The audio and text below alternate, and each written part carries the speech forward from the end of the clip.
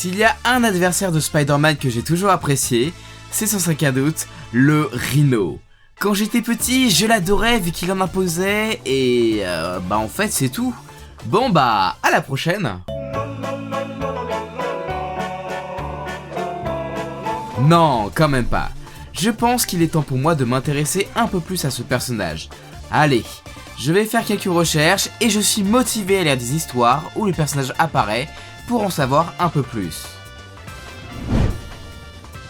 Bon, c'est bon, j'ai lu pas mal de trucs sympas. Let's go!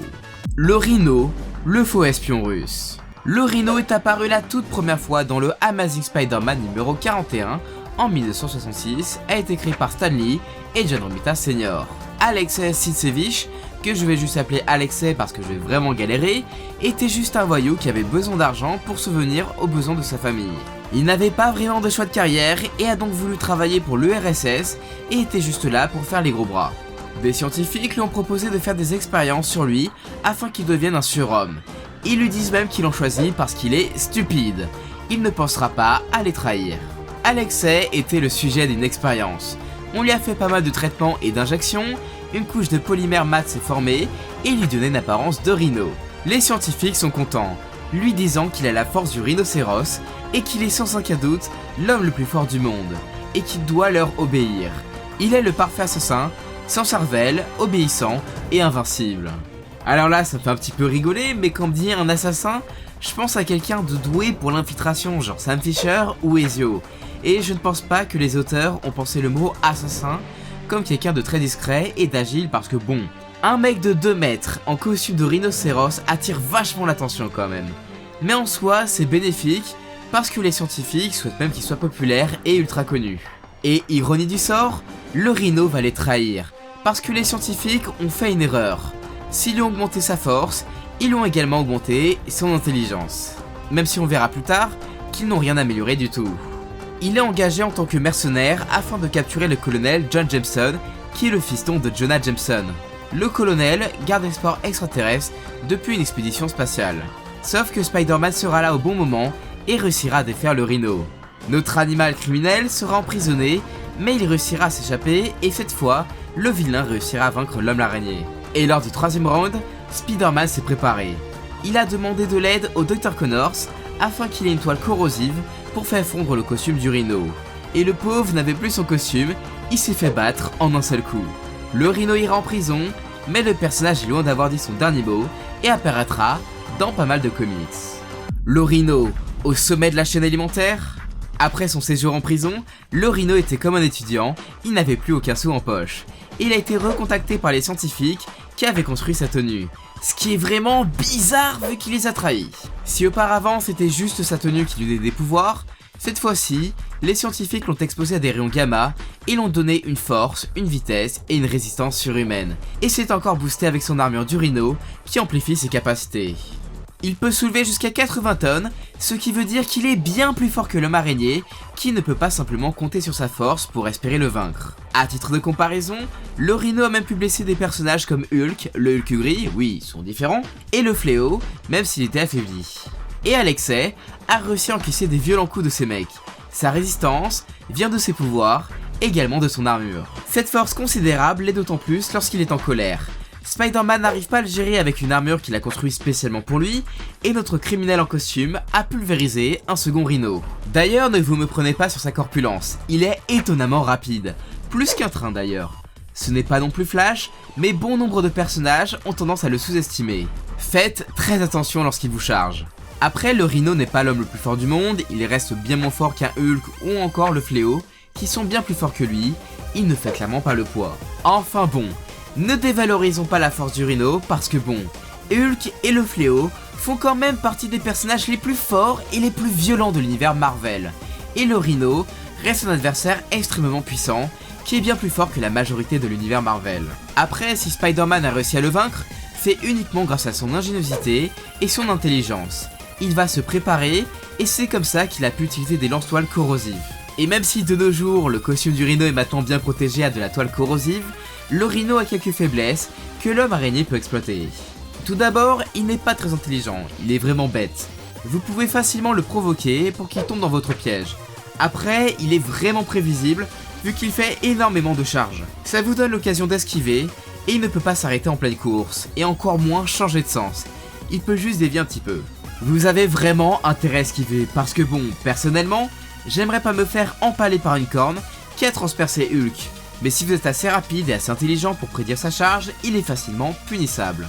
Finalement, le Rhino est un vilain avec des pouvoirs assez génériques, mais le fait qu'il soit prévisible fait partie de ses caractéristiques. Comment le Rhino est devenu un bon personnage après 50 ans d'existence? Alors, je vais faire simple, mais concrètement, le Rhino n'est pas un personnage ultra original. Il est doté d'une force surhumaine et il est instoppable, comme Hulk, le Fléau, l'Abomination et plein d'autres gros bourrins. Et avoir juste une force surhumaine, c'est cool et c'est rigolo au début, je l'avoue, mais c'est pas super intéressant et c'est vraiment classique. Pour vous dire, il est devenu pendant quelques temps un ennemi lambda de Hulk, ouais, c'est pas ouf. Mais avec le temps, le personnage est devenu un poil plus intéressant. Tout d'abord, il ne souhaite pas faire le mal dans l'absolu. Si c'est un criminel, c'est surtout parce qu'il a besoin d'argent. Et puis, si son costume lui donne des pouvoirs, ça reste une malédiction pour lui, vu qu'il ne peut pas l'enlever. Ça rend le personnage assez tragique. Le Rhino ne souhaite pas tuer d'innocents, mais ça lui est quand même arrivé une fois par accident, et il était vraiment désolé par rapport à ça. Pour preuve, il a même donné de l'argent à la famille de la victime. Le personnage est plus nuancé qu'il n'y paraît, c'est pas la création du siècle, mais je le trouve tout de même sous-estimé. En plus, il a connu un peu de variété dans ses histoires, comme quand il est devenu vraiment intelligent au point de devenir très riche et d'apprendre l'identité secrète de Spider-Man, et malgré cette réussite, il tombe dans la dépression et souhaite se suicider pour en finir. Aussi, c'est un personnage qui a déjà connu l'amour. Il avait complètement arrêté le crime et il est devenu amoureux d'Oscana, qui était une serveuse dans un restaurant. Ils se sont mariés. Mais vous allez voir, c'est une histoire un peu triste d'ailleurs, qui nous montre que derrière le costume, le Rhino reste un être humain doté de toutes ses émotions. En effet, après son mariage, un nouveau Rhino a fait son apparition et souhaite affronter Alexei pour l'éliminer. Il veut devenir le mal alpha. Spider-Man dit à Alexei de se cacher et de ne pas chercher à combattre le nouveau vilain. Même s'il n'est pas vraiment d'accord, il finit par accepter. Le nouveau Rhino attaque Alexei et souhaite faire un combat pour définir qui est le Rhino dominant. Alexei lui promet un combat plus tard, sans aucune personne aux alentours. Mais il ne fera rien, il ne souhaite pas rompre sa promesse envers Spider-Man. Il cherchera à s'enfuir et à se cacher, mais le nouveau Rhino le remarque et attaquera Alexei ainsi que sa femme parce qu'il tente de s'enfuir. Oscana meurt. Alexei est dévasté et juge l'homme araignée comme étant responsable de ce qui vient de lui arriver. Il a écouté Spider-Man, il a essayé d'être quelque chose qu'il n'était pas. Envahi par la colère et le chagrin, il reprend son costume et terrasse le second Rhino. Spider-Man tente d'empêcher Alexei d'achever le super vilain, mais il ne peut rien faire. La charge du Rhino ne peut être stoppée. Alexei en voudra toujours à Spider-Man et n'hésitera pas à l'affronter à de nombreuses reprises. Depuis la mort de sa femme, il souhaite voir le monde brûler car il n'a aucune raison de vivre.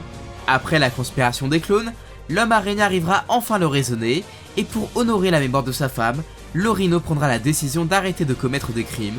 Il a même aidé Miles Morales à retrouver des enfants durant cette période.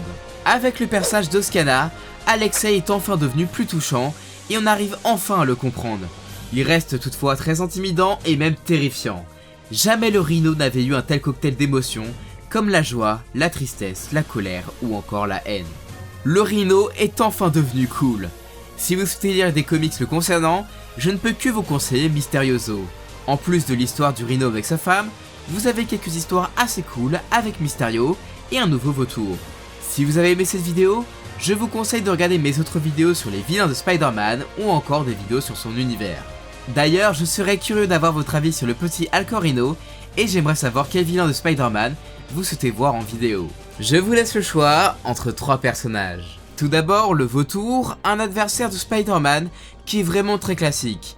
C'est l'un des premiers adversaires de l'homme araignée. Et personnellement, j'adore le personnage dans Spider-Man Homecoming, sa version du MCU est vraiment top. Ensuite, vous avez le lézard, un adversaire assez complexe qui est la mauvaise partie du Dr Connors. Si j'ai trouvé sa version cinéma ratée, le personnage est bien plus vénère et intéressant dans sa version comics. Ou encore Morlun, un ennemi de Spider-Man qui a l'air imbattable. C'est un vampire qui se nourrit des avatars totémiques, et il se pourrait bien qu'il ait un lien avec le Spider-Verse. Dites-moi dans les commentaires pourquoi vous souhaitez voir l'un de ces personnages. De mon côté, je vais lire quelques comics sur Spider-Man. Je vous dis à la prochaine. Ciao!